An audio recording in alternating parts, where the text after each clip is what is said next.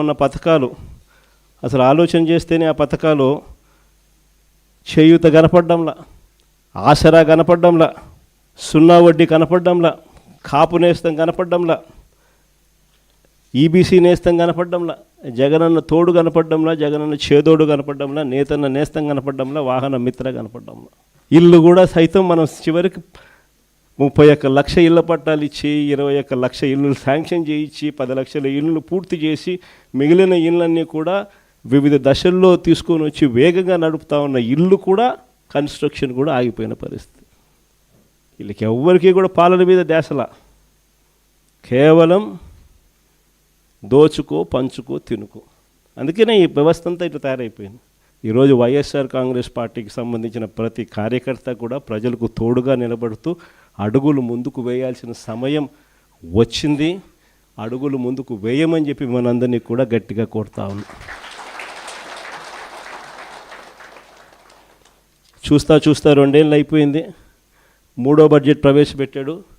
ఇక బడ్జెట్ ప్రవేశపెట్టాల్సినవి కూడా ఇక 2 బడ్జెట్లు. ఉద్యోగస్తుల దగ్గర నుంచి, మహిళల దగ్గర నుంచి, రైతన్నల దగ్గర నుంచి, పిల్లల దగ్గర నుంచి, యువకుల దగ్గర నుంచి ప్రతి ఒక్కరూ కూడా చంద్రబాబు నాయుడు గారిని తిట్టకుండా తిడుతూ ఉన్నారు. ఇంకా 2 ఏళ్ళకే చూస్తా ఇంకా మరో 2 ఏళ్ళు అయిపోతుంది. ఆ తర్వాత ఎలక్షన్ ఇయర్, మధ్యలో 1.5 సంవత్సరం నా పాదయాత్ర కూడా ఎలాగో సాగుతుంది. కాబట్టి వీళ్ళు చేసే రెడ్ బుక్ రాజ్యాంగమైనా, వీళ్ళు చేసే అరాచకాలైనా, వీళ్ళు చేసే హెరాస్మెంట్ అయినా కూడా ఇవన్నీ కూడా ఇక కొద్ది రోజులే అన్నది ప్రతి ఒక్కరం కూడా గుర్తుపెట్టుకోండి. ఇక్కడ కూడా మన పార్టీ హెడ్ ఆఫీస్లో లీగల్ సెల్ అన్నది చాలా స్ట్రాంగ్గా తయారు చేసాం. ప్రతి ఒక్కరికి కూడా పార్టీ అండగా ఉండే కార్యక్రమం అందరికీ కూడా హెడ్ ఆఫీస్లో ఆదేశాలు ఇచ్చి ఉన్నాము. ప్రతి ఒక్కరికి ఎక్కడ ఎవరికి ఏ ఇబ్బంది వచ్చినా కూడా సొంత కుటుంబ సభ్యులకి ఇబ్బంది వచ్చినట్టుగానే పట్టించుకొని వాళ్ళకు తోడుగా నిలబడే కార్యక్రమం పార్టీ అన్ని దశల్లోనూ చేస్తుంది. ఇక్కడ హెడ్ ఆఫీస్ నుంచి మనోరన్న, ఈ లీగల్ సెల్ వీళ్ళంతా కూడా అందుబాటులో ఉన్నారు. మరి శివ కూడా రేపొద్దున నేను చెప్తా ఉన్నా, పిల్లోడు, యువకుడు, ఉత్సాహవంతుడు, అన్ని రకాలుగా తోడుగా ఉండే కార్యక్రమాలు చేస్తూ ఉన్నాడు. పార్టీకి తను గట్టిగా నిలబడతా ఉన్నాడు. తనను కూడా రాబోయే రోజుల్లో దేవుడు ఆశీర్వదిస్తే ఇంకా పై స్థానంలో కూడా తీసుకుంటారు.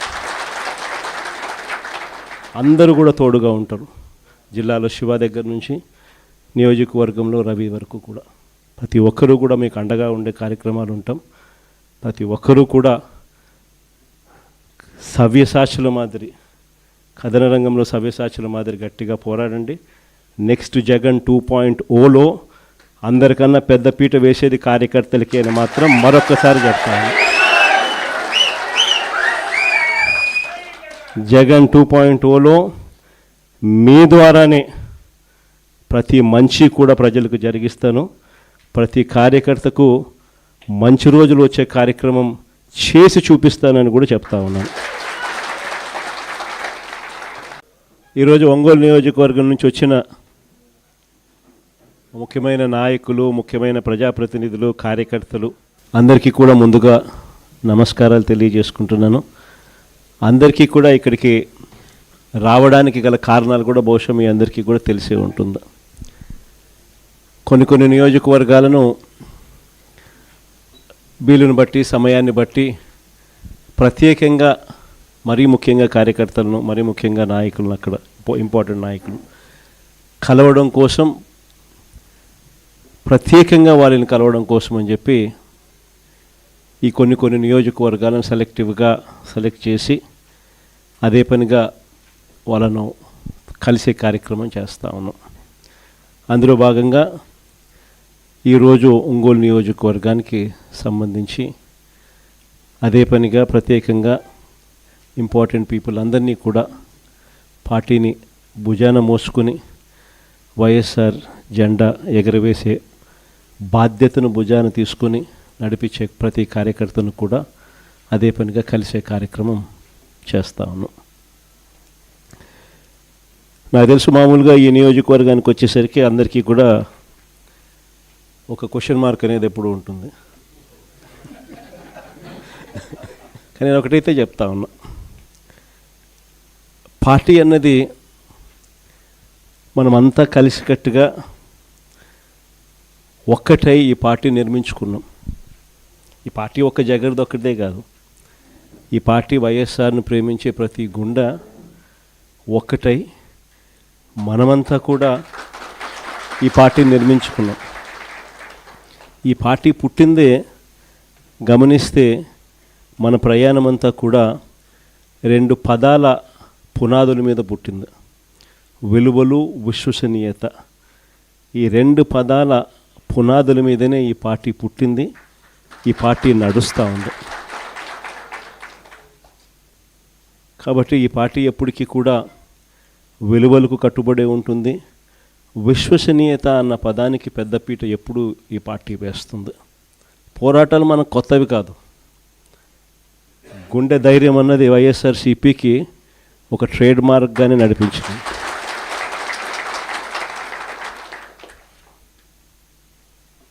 ఎప్పుడు చరిత్రలో కనీ విని ఎరగని మంచి చేసినాం.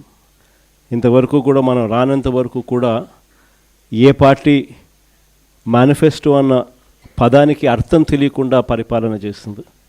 మొట్టమొదటిసారిగా మేనిఫెస్టోకు అర్థం చెప్పి, మేనిఫెస్టో అంటే ఒక చెత్త కాగితం కాదు, అదొక బైబిల్ లాంటిది, ఖురాన్ లాంటిది, భగవద్గీత లాంటిది అని చెప్పి మొట్టమొదటిసారిగా దాన్ని డిఫైన్ చేసి, మొట్టమొదటిసారిగా ఏకంగా 99% హామీలు నెరవేర్చి ప్రజలకు ప్రతి ఇంట్లో ఫలాని మంచి మనం చేసినామని చెప్పి ప్రజలు గుర్తుండిపోయేలా పరిపాలన చేసిన పార్టీ ఒక్క వైఎస్ఆర్ కాంగ్రెస్ పార్టీ మాత్రమే. అలాంటి మంచి పరిపాలన మనం చేయగలిగాం కాబట్టే ఈ రోజుకి కూడా గర్వంగా కాలర్ ఎగరేసుకొని వైఎస్ఆర్సీపీ కార్యకర్తలు మేము మాటిచ్చాము అని అంటే ఏ రోజు కూడా మాట తప్పే పరిస్థితి ఎప్పుడు రానే రాదు అని చెప్పి కూడా గర్వంగా చెప్పుకునే పరిస్థితి ఒక వైఎస్ఆర్సీపీ పార్టీకి మాత్రమే ఉందని కూడా చెప్పగలుగుతాం. ఆ మాట చెప్పి ప్రజల దగ్గరికి వెళ్ళి చిక్కటి చిరునవ్వుల మధ్య మనం చేసిన మంచి ఉంది కాబట్టి వాళ్ళతో పాటు కలిసి మనం ప్రయాణం చేయగలుగుతా ఉన్నాం.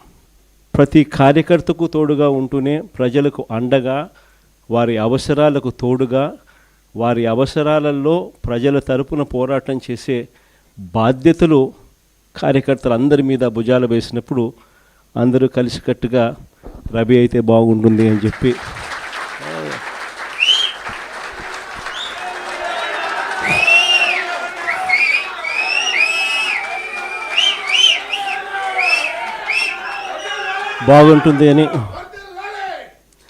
బాగుంటుంది అని చెప్పి అందరం కలిసికట్టుగా నిర్ణయం తీసుకున్న తర్వాత రవి ఆ దిశగా అడుగులు వేయడం మొదలుపెట్టాడు. ఆ దిశగా ప్రయాణం చేయడం కూడా మొదలుపెట్టాడు. ఈ రోజుకి దాదాపుగా 1.5 సంవత్సరం అయిపోయింది. మంచి నాయకుడిగా, కార్యకర్తలకు బాగా దగ్గరగా ఉన్న వ్యక్తిగా, ప్రజల తరపున ఎప్పుడు ఏ అవసరం వచ్చినా కూడా పార్టీ పిలుపు మేరకు ప్రజల తరపున స్పందించే మంచి మనిషిగా మంచి పేరు తెచ్చుకుంటూ అడుగులు రవి వేస్తూ ఉన్నాడు. రవికి సంపూర్ణంగా నా మద్దతు ఎప్పుడూ ఉంటుందని కూడా ఈ సందర్భంగా చెప్తాను. ఇక రాష్ట్రంలో జరుగుతూ ఉన్న పాలన గురించి బహుశా నాకన్నా కూడా మీరే బాగా చక్కగా చెప్పగలుగుతారు. ఎందుకంటే రాష్ట్రంలో ఈరోజు ప్రతి ఇంట్లో కూడా ఒక కంపారిజన్ అనేది మన పాలనకు, ఇప్పటి చంద్రబాబు నాయుడు గారి పాలనకు మధ్య తేడా ఏమిటి అన్నది ప్రతి ఇంట్లో కూడా దేవుడి దయ వల్ల ఈరోజు ఒక చర్చనీయాంశం అన్నది జరుగుతూ ఉంది. దానికి కారణం ఏమిటి అని అంటే, కారణం ఒకటే, పాలనలో చిత్తశుద్ధి అన్నది. ఆ చిత్తశుద్ధితో పరిపాలన చేసిన చరిత్ర మందైతే, పాలన అన్నది అవినీతికి మాత్రమే అధికారం కావాలి, ప్రజలకిచ్చిన మాట గాలికి ఎగిరిపోయినా కూడా పర్వాలేదు అనుకునే పాలకుడు మరోవైపు చంద్రబాబు నాయుడులో కనిపిస్తాడు. ఇద్దరి మధ్య తేడానే ఈరోజు ఈ రాష్ట్రంలో ప్రతి ఇంట్లో చర్చనీయాంశంగా జరుగుతూ ఉంది. ఆశ్చర్యం కలిగించే విషయం ఇంకొకటి చెప్పాలన్నా, అప్పట్లో మనం అధికారంలోకి వచ్చినప్పుడు మనకేం చంద్రబాబు నాయుడు గారి దగ్గర నుంచి మనం అధికారం తీసుకున్నప్పుడు మనకేదో ఒక గొప్ప రాష్ట్రం, ఒక గొప్ప ఆర్థిక వ్యవస్థ మనకు వచ్చింది కాదు. చంద్రబాబు నాయుడు గారు అన్ని రకాలుగా చిన్నాభిన్నం చేసి మనకి ఇచ్చిపోయినాడు. ట్రెజరీలో 100 కోట్ల రూపాయలు కూడా డబ్బు లేని పరిస్థితుల్లో ట్రెజరీ మనకిచ్చిపోయిన పరిస్థితులు. అలాంటి పరిస్థితుల్లో మధ్య మనం అధికారంలోకి తీసుకున్నాం. ఆ తర్వాత వరుసగా 2 సంవత్సరాలు కరోనా, ఎప్పుడూ ఊహించని సమస్యలు, రాష్ట్రానికి రావాల్సిన ఆదాయాలు ఒకవైపున తగ్గుతూ ఉన్నాయి. కోవిడ్ సమయంలో అనుకోని ఖర్చులు పెరిగాయి.